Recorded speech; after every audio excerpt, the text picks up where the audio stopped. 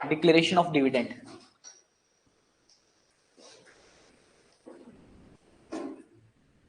इसमें देखो 5 सेक्शन अपन total discuss करेंगे। सबसे छोटे चैप्टर्स में से एक है ये आपकी इंटायर सिलेबस का। Section number 123 declaration of dividend, section number 124 unpaid dividend account, section number 125 investor education and protection fund, section 126 right to dividend, right shares and bonus shares to be held in abeyance pending registration of transfer of shares, और section 127 punishment for failure to distribute dividends. अब ऐसे तो समझ में आएंगे नहीं sections, जब अपन इन सेक्शंस को वन बाय वन डिस्कस करेंगे तब समझ में आएंगे। जब सेक्शन 123 डिस्कस होगा ना तभी अपन को बाकी के चारों सेक्शंस के टॉपिक ही समझ में आएंगे। जैसे अनपेड डिविडेंड अकाउंट क्या होता है, this is connected to section 123। Same goes with other 3 sections also. ये तीनों सेक्शंस तभी, चारों सेक्शंस तभी समझ में आ सकते हैं जब अपन को वन बाय वन ऊपर के सेक्शन समझ में आए। तो सेक्शन 123 से अपन स्टार्ट करें, उससे पहले अपन एक टॉपिक समझ लेते हैं कि डिविडेंड होता क्या है। What is dividend? बताओ क्या होता है डिविडेंड?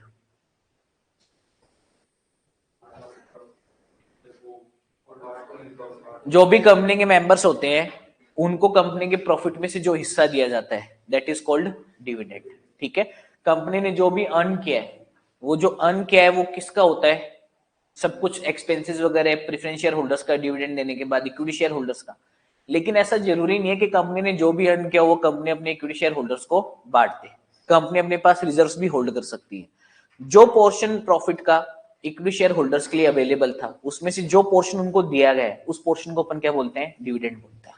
ठीक है, डिविडेंड इंक्लूड्स इंटरिम डिविडेंड। अब डिविडेंड की डेफिनेशन जो बुक में दे रखी है सेक्शन 2 क्लोज 35 में, उसके हिसाब से डिविडेंड का मतलब होता है including interim dividend.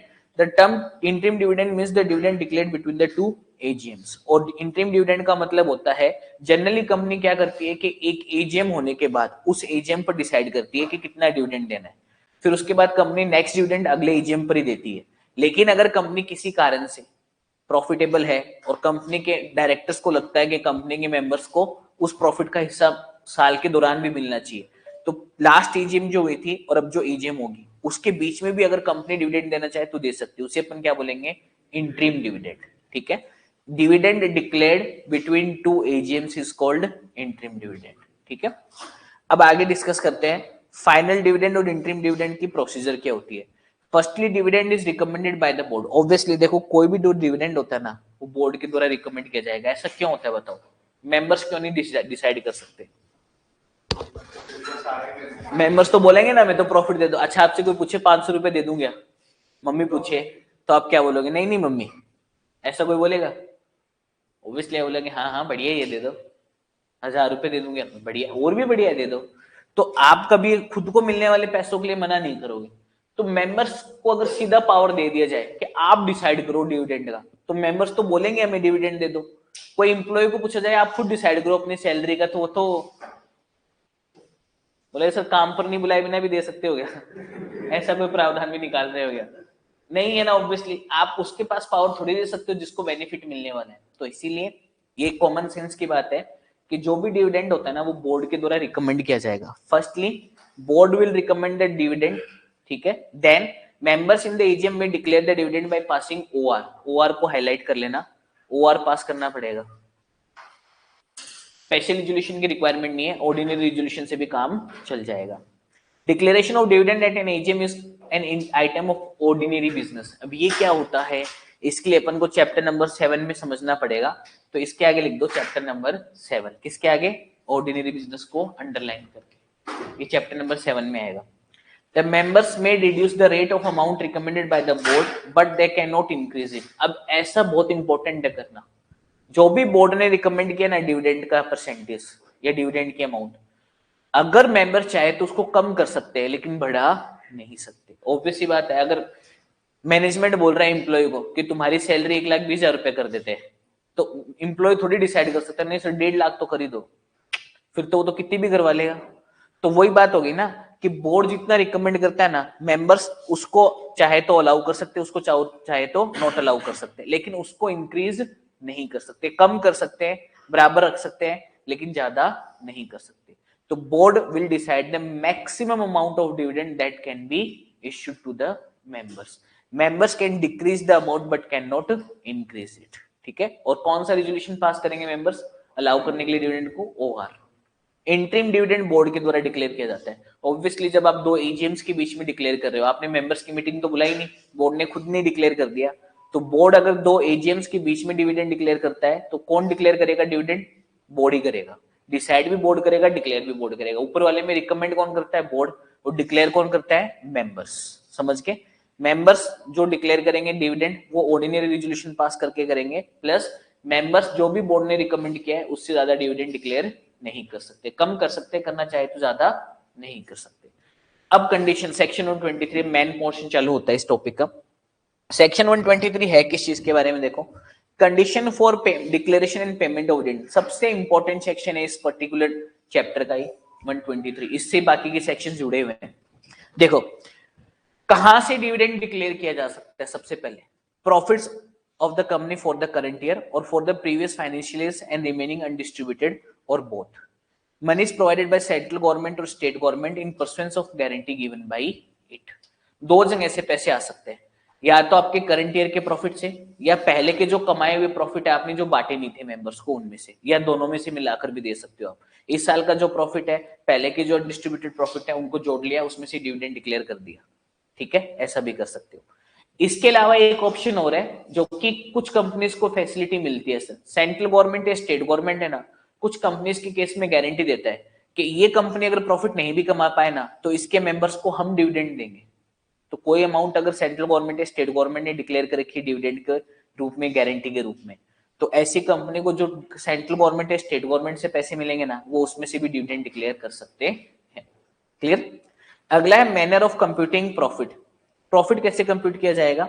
Depreciation shall be provided has to compute the profits. In computing the profits any amount representing unrealised gains, notional gains or revaluation of assets or any change in the carrying amount of an assets or a liability on measurement of the assets or the liability of the fair value shall be excluded। मतलब जो भी आपका profit आता है ना उसमें से depreciation अगर आपने कम नहीं कर रखा तो कम करना पड़ेगा, प्लस आपने जो भी ऐसे गेन कंसीडर करे हैं जैसे रिवैल्यूएशन ऑफ असेट हो गया या रिवैल्यूएशन ऑफ लायबिलिटी की वजह से आपका गेन कम हो गया। पहले आपकी लायबिलिटी 50,000 की आ रही थी, जब आपने रिवैल्यूएशन किया तो 10,000 की और बढ़ गई, तो 10,000 रुपए आपने प्रॉफिट कम कर दिया अपना, अब वापस बढ़ाओ उस प्रॉफिट को। ठीक है, पहले आपने अपने असेट्स का वैल्यूएशन किया तो 70,000 था, अब असेट्स का रिवैल्यूएशन किया तो 90,000 हो गया, तो 20,000 से आपका प्रॉफिट इंक्रीज हो गया, इसको कम करो। समझ गए?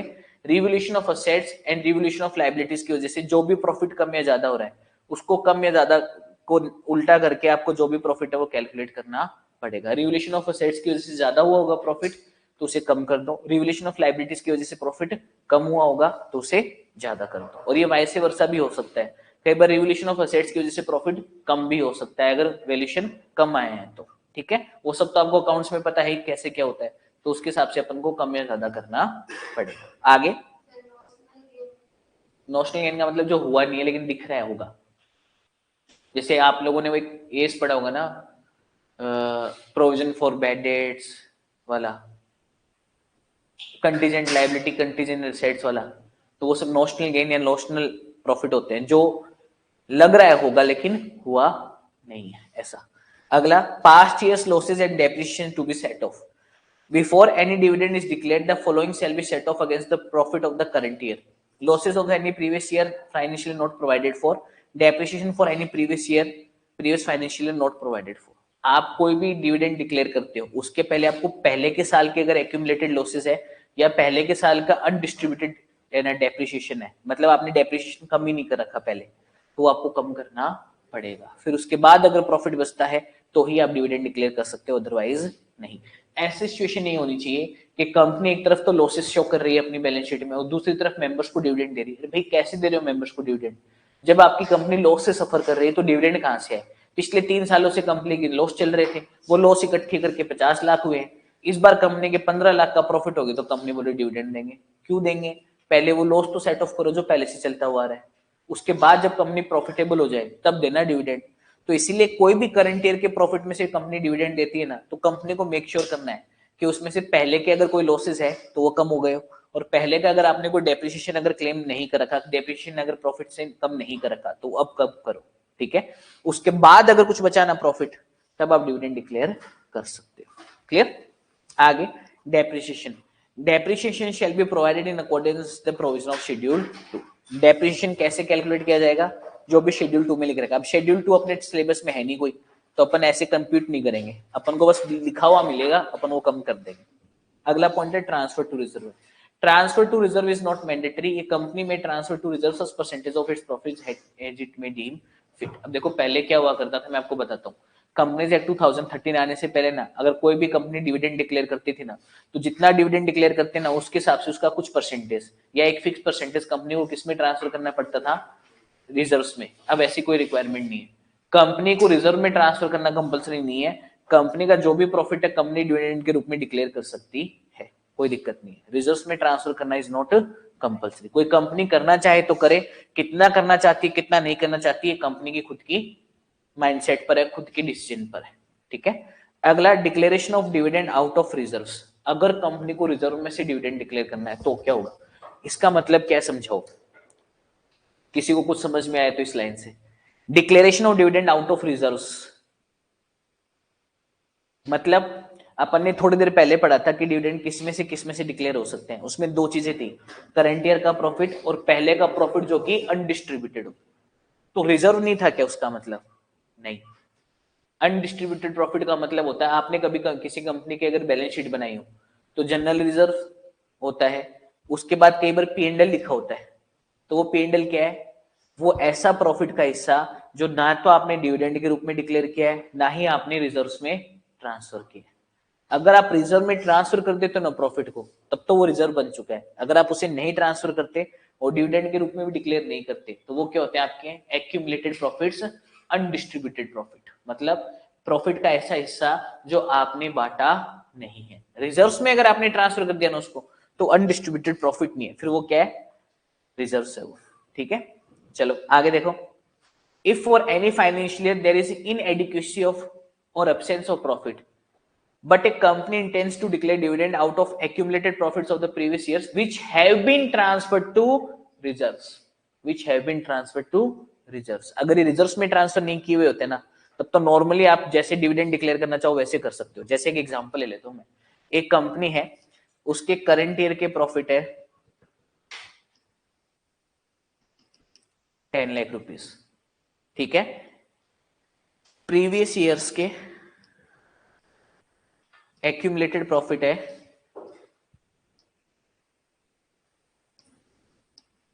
20 लाख रुपीस और रिजर्व्स है 20 लाख रुपीस। बताओ कितना फ्री फंड अवेलेबल है कंपनी के पास डिविडेंड डिक्लेयर करने के लिए, 30 लाख। ये 30 लाख, ये 20 लाख इस्तेमाल करना इतना आसान नहीं है, ये रिजर्व्स में ट्रांसफर हो चुका है। तो यहां पर इस पॉइंट में कौन से प्रॉफिट की बात कर रहा है, accumulated profit of previous years which have been transferred to reserves.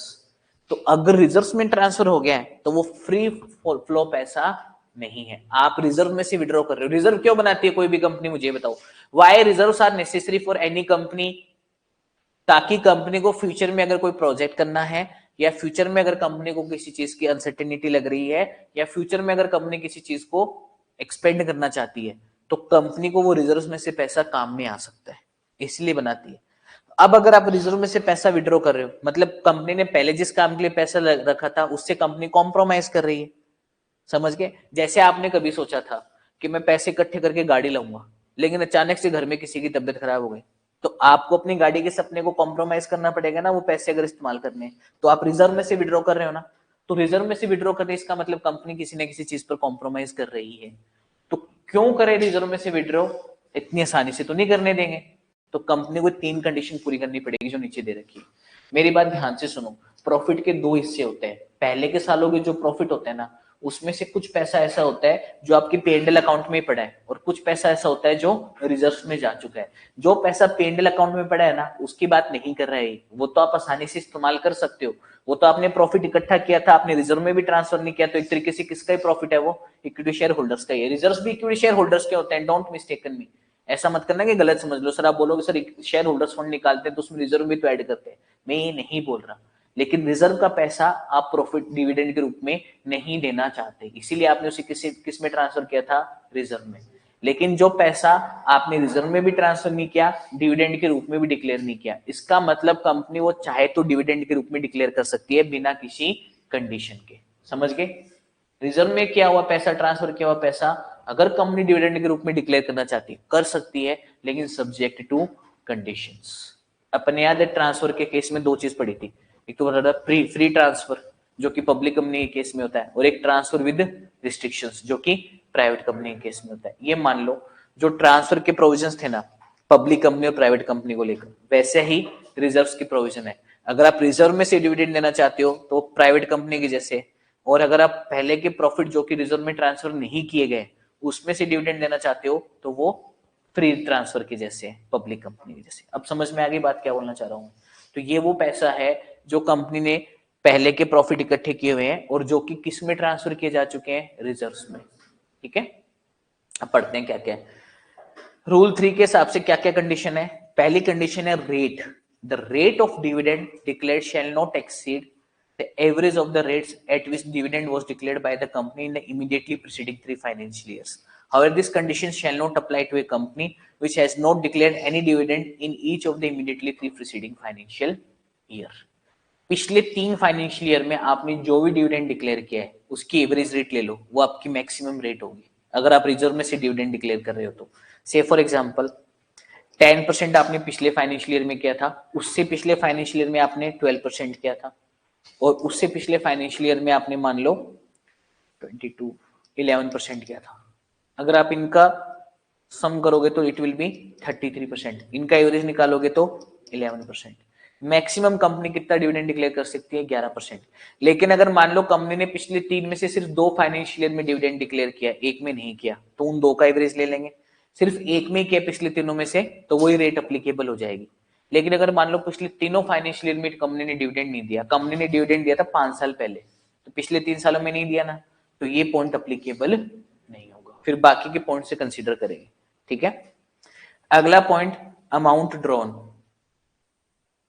the total amount to be drawn from reserves shall not be exceed 1/10 of the sum of its paid up share capital and free reserves as per the latest audited financial statement। जो भी आपने latest audited financial statement करवाए थे ना, उसके अंदर जो भी आपकी फ्री रिजर्व्स है और पेड अप कैपिटल उसको ऐड कर लो, उसके 1/10 से ज्यादा आप रिजर्व्स में से विड्रॉ नहीं कर सकते। सिंपल, जैसे फॉर एग्जांपल आपका 50 करोड़ तो पेड अप शेयर कैपिटल है और 5 करोड़ आपके फ्री रिजर्व्स है, टोटल कितना हो गया ये बैलेंस, इसका 1/10 निकालो, 5.5 करोड़। 5.5 करोड़ आप मैक्सिमम विड्रॉ कर सकते हो। अगला, the amount so drawn from reserve shall be first utilised to set off income in financial year for which the dividend is declared. ठीक है, जो भी आपने पहले अमाउंट विड्रॉ की है वो जो भी जिस साल का आप डिविडेंड डिक्लेयर कर रहे हो ना उसके लॉसेस को सेट ऑफ करने के लिए इस्तेमाल होगी। उसके बाद जो बची हुई अमाउंट होगी उससे आप क्या कर सकते हो, डिविडेंड डिक्लेयर कर सकते हो। अच्छा, इस वाले एग्जाम्पल में बताओ 5.5 करोड़ कर सकते हैं क्या, जो मैंने दिया, हाँ कि ना?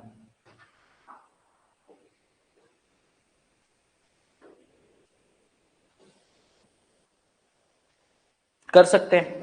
फ्री रिजर्व्स का बैलेंस कितना है और आप विड्रॉ कितना कर रहे हो, समझ गए? ये चीज भी ध्यान रखना, ये तो कॉमन सेंस वाली चीज है।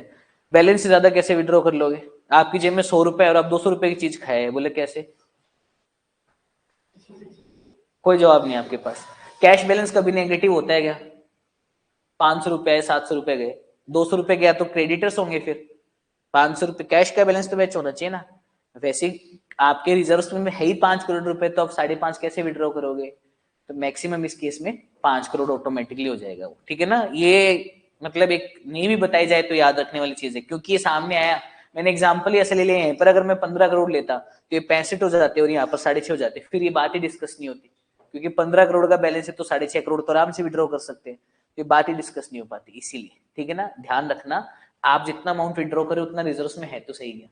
आपकी 100 करोड़ की पेड अप शेयर कैपिटल है और 10 करोड़ का आपका फ्री रिजर्व है, तो 110 करोड़ हो गया, उसका 1/10 करोगे तो 11 करोड़ आएगा। फ्री रिजर्व में बैलेंस कितना बताया मैंने, 10 करोड़। वापिस वही सिचुएशन, 1 करोड़ है ही नहीं एक्स्ट्रा, तो कहां से विड्रॉ करोगे? समझ गए? पेड अप कैपिटल को मत कंसीडर कर लेना, वो रिडक्शन ऑफ शेयर कैपिटल में चला जाएगा। फिर रिडक्शन ऑफ शेयर कैपिटल पढ़ाया था मैंने चौथे चैप्टर में, वो तो बहुत लंबी प्रोसीजर है, अंत ही नहीं होगा फिर तो।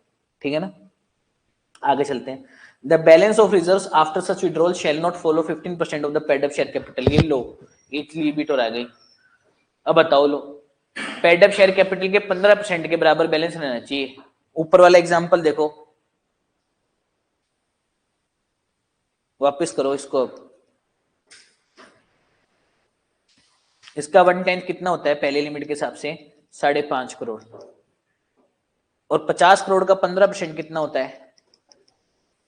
हाँ, 7.5 करोड़। इस लिमिट के हिसाब से 5.5 कर सकते हो, इस लिमिट के हिसाब से 7.5 बैलेंस रहना चाहिए। ऑलरेडी बैलेंस कितना है?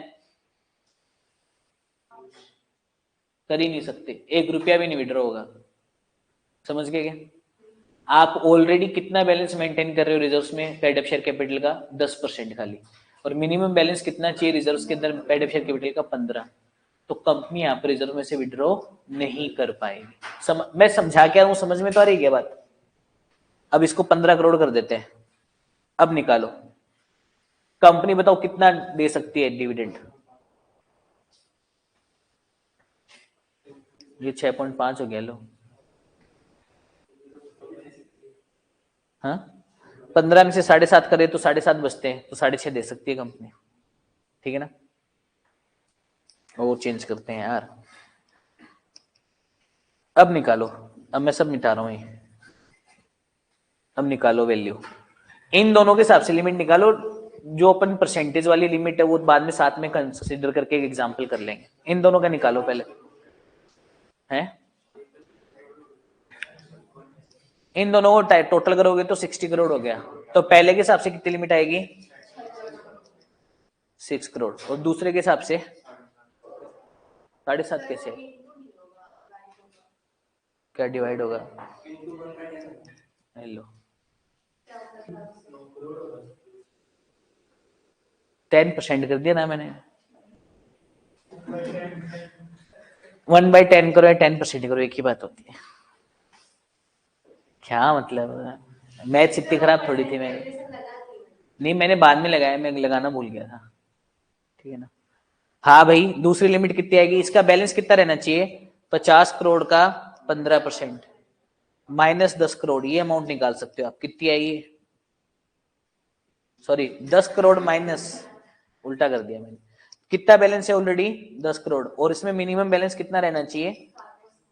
ये रहना चाहिए। तो कितने आए? 2.5 करोड़ रुपए। तो 2.5 करोड़ आपकी लिमिट है। समझ गए कि कैसे किया है मैंने? आपका बैलेंस कितना रहना चाहिए रिजर्व्स में? पेड अप शेयर कैपिटल का 15%। पेड अप शेयर कैपिटल कितनी है? 50 करोड़। उसका 15% कितना होता है? 7.5 करोड़। तो आपके पास मिनिमम 7.5 करोड़ रुपए बचने चाहिए निकालने के बाद। अभी कितने पैसे हैं? 10 करोड़। 7.5 करोड़ निकाल बचने चाहिए, तो कितने निकाल सकते हो आप? 2.5 करोड़ रुपए निकाल सकते हो खाली। ठीक है? ये जो पैसा निकलेगा इसमें से पहले क्या सेट ऑफ होगा?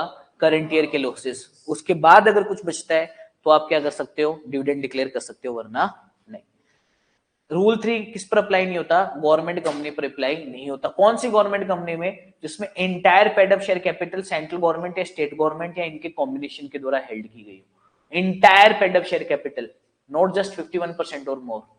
अगर कोई भी गवर्नमेंट कंपनी है, दो गवर्नमेंट कंपनी के एग्जांपल ले लेते हैं, इसमें 50% तो सेंट्रल गवर्नमेंट होल्ड करती है और 20% गुजरात गवर्नमेंट, तो कितना हुआ ये? 70%। इस कंपनी पे लगेगा ये रूल। ठीक है? एक दूसरी गवर्नमेंट कंपनी है जिसका 50% तो सेंट्रल गवर्नमेंट होल्ड करती है, 20% गुजरात गवर्नमेंट और 30% राजस्थान गवर्नमेंट। अब कितना हो गया ये? 100%। इस पर नहीं लगेगा। समझ गए? ऐसी गवर्नमेंट कंपनी जिसकी entire paid up share capital या तो सेंट्रल गवर्नमेंट के पास है या स्टेट गवर्नमेंट या स्टेट गवर्नमेंट्स के पास है या इनके कॉम्बिनेशन के पास है, उनके ऊपर रूल 3 अप्लाई नहीं होगा, ये वाला रूल। ठीक है?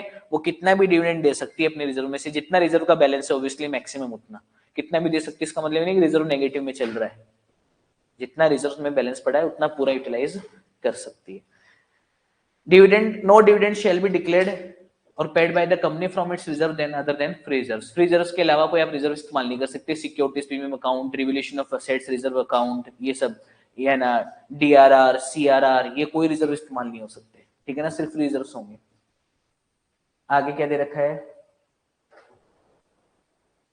Prohibition on declaration of dividend. No dividend shall be declared on equity shares if the company has not complied with section 73, 74 अपन पढ़ चुके हैं. अगर सेक्शन 73 या 74 कंपनी ने कंप्लाई नहीं कर रखे तो कंपनी कोई डिविडेंड डिक्लेयर नहीं करेगी.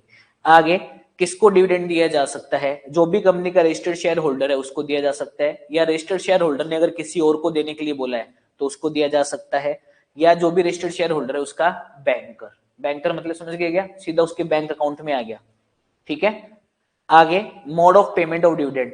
डिविडेंड कैश में नहीं दिया जाएगा. No dividend shall be payable in except in cash. Cash के अलावा किसी चीज में नहीं दे सकते आप. जैसे आपने डिविडेंड के बदले कोई गाड़ी दे दी, डिविडेंड के बदले कोई घर दे दिया, डिविडेंड के बदले कोई जमीन दे दी, ये सब नहीं चलेगा. डिविडेंड देना है तो कैश में देना पड़ेगा. और कैश का मतलब नकद नहीं है. कैश का मतलब है कि आप या तो डिविडेंड वारंट के थ्रू दोगे या उसके अकाउंट में क्रेडिट करोगे. कैश बांटने नहीं फिरेगी कंपनी. 50,000 रुपए का लिफाफा आ गया घर पे, ऐसे नहीं आएगा. 50,000 रुपए का डिविडेंड वारंट आएगा या फिर 50,000 रुपए आपके अकाउंट में डिपॉजिट हो जाएंगे, ऐसे होगा. अगला capitalization of profits permitted. It is permissible to capitalize the profit और reserves by issue of bonus shares और मेकिंग ए बोनस कॉल. अगर कंपनी अपने प्रॉफिट को कैपिटलाइज करना चाहती है तो बोनस कॉल देकर या बोनस शेयर्स देकर कर सकती है. इसका इस टॉपिक से कोई लेना देना नहीं, लेकिन दे रखा है तो अपन को कंसीडर करना है. अगला deposits of dividend in separate bank account. यहां से मैं कल पढ़ूंगा. ठीक है ना. यहां तक एक पॉइंट पूरा हो गया. अब यहां से अपने आगे के पॉइंट्स चालू होंगे. एक ही पॉइंट बच रहा है, रुको पढ़ ही लेते हैं. The amount of dividend, including interim dividends, shall be deposited in a scheduled bank account in a separate account within 5 days of declaration of such dividend. Such amount shall not be used for any purpose other than the payment of dividend. जितना भी पैसा company ने dividend के रूप में declare किया ना, वो सारा का सारा पैसा डिक्लेयर होने के 5 दिन के अंदर अंदर कंपनी को एक अलग से बैंक अकाउंट खुलाकर उसमें डाल देना है. और वो अकाउंट सिर्फ और सिर्फ किसके लिए इस्तेमाल होगा? डिविडेंड डिक्लेयर करने के लिए. मतलब उस अकाउंट में से कंपनी के पेमेंट जाएगा. ठीक है. कंपनी के खुद के अकाउंट से पेमेंट नहीं किया जाएगा. कंपनी को अपने बैंक अकाउंट, जैसे कंपनी ने 50 करोड़ का डिविडेंड डिक्लेयर किया तो 50 करोड़ रुपए कंपनी के बैंक अकाउंट से निकलकर एक नया बैंक अकाउंट खुल जाएगा. उस बैंक अकाउंट में ट्रांसफर हो जाएंगे. जिसको जिसको डिविडेंड डिक्लेयर करना है ना, उस बैंक अकाउंट जिसमें अलग से आपने ट्रांसफर कर दिया, उस बैंक अकाउंट से पेमेंट होता रहेगा. समझ गए क्या? तो company has to open a separate schedule bank account within 5 days of declaring the dividend and transfer the money of dividend to that particular account. और वो अकाउंट सिर्फ और सिर्फ किस चीज के लिए इस्तेमाल होगा? डिविडेंड डिक्लेयर करने के लिए. बाकी वो पैसा किसी और काम के लिए इस्तेमाल नहीं होगा. ठीक है. जो भी सेंट्रल गवर्नमेंट या स्टेट गवर्नमेंट, जो भी कंपनी है जो कि गवर्नमेंट कंपनी जिसमें सारी की सारी कैपिटल किसके द्वारा हेल्ड की जा रही है, वही सेम प्रोविजन है. सेंट्रल गवर्नमेंट, स्टेट गवर्नमेंट या बाकी कॉम्बिनेशन से उस कंपनी को ये सेपरेट बैंक अकाउंट खुलवाने की जरूरत नहीं है. Any government company in which 100% of paid up share capital is held by central government or state government or any combination thereof will not be need to open a separate bank account. यहाँ तक अपन ने discuss किया. देखो है क्या, कोई भी company अगर डिविडेंड डिक्लेयर करना चाहती है तो करंट ईयर के प्रॉफिट, पिछले सालों की इकट्ठे किए हुए प्रॉफिट, या फिर सेंट्रल गवर्नमेंट या स्टेट गवर्नमेंट के द्वारा जो गारंटी का अमाउंट मिले उनमें से कर सकती है. अगर कंपनी रिजर्व में से यूटिलाइज करना चाहती है रिजर्व्स को, तो कंपनी को 3 कंडीशन है. मैक्सिमम रेट ऑफ डिविडेंड हो सकती है पिछले 3 फाइनेंशियल ईयर में जो भी डिविडेंड डिक्लेयर किया है उनका एवरेज. अगर कम फाइनेंशियल ईयर में डिविडेंड डिक्लेयर किया है तो कम होते जाएंगे, और अगर नहीं किया है तो ये पॉइंट एप्लीकेबल नहीं होगा. कंपनी मैक्सिमम अमाउंट कितना विड्रॉ कर सकती है? Paid up share capital plus free reserves के 1/10 के बराबर. ठीक है. उसके बाद कंपनी के पास कम से कम बैलेंस कितना बचना चाहिए रिजर्व्स में? पेड अप शेयर कैपिटल के 15% के बराबर. इन सब लिमिट को कम्युलेट कर लो. इसमें से जो भी मिनिमम अमाउंट आएगी ना वो आपको कंसिडर करनी है. जो भी पैसा आप डिविडेंड के रूप में निकाल रहे हो ना रिजर्व्स में से, उसमें से पहले आप करंट ईयर के लॉसेस को सेट ऑफ करोगे, उसके बाद ही डिविडेंड डिक्लेयर कर सकते हो. क्लियर? ये मेन पॉइंट है. इसके अलावा कंपनी को एक डिविडेंड अकाउंट सेपरेटली खुलाना पड़ेगा, बैंक अकाउंट. 5 दिन के अंदर अंदर पैसा उसमें ट्रांसफर करना पड़ेगा. ठीक है. चलो इसके आगे पढ़ेंगे कल. Bye bye.